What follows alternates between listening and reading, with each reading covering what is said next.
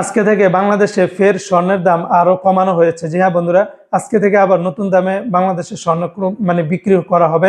বাংলাদেশের বাজুস কর্তৃপক্ষ আজকে থেকে নতুন দাম ঘোষণা করেছে। আজকে হলো নভেম্বর মাসের 19 তারিখ 2025 সাল, রোজ বুধবার। আজকে থেকে যারা বাংলাদেশের সনাতন পদ্ধতিতে 1 গ্রাম স্বর্ণ ক্রয় করবেন 12,068 টাকা, তাহলে সনাতনের প্রতি ভরির দাম পড়বে 1,40,761 টাকা। সনাতনের প্রতি ভরিতে কমেছে 957 টাকা।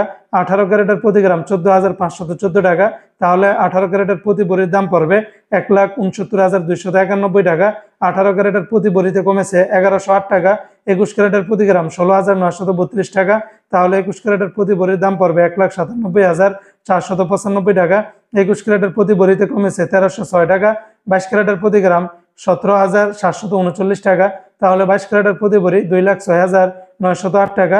22 ক্যারেটের প্রতি ভরিতে কমেছে 1,364 টাকার মতো করে।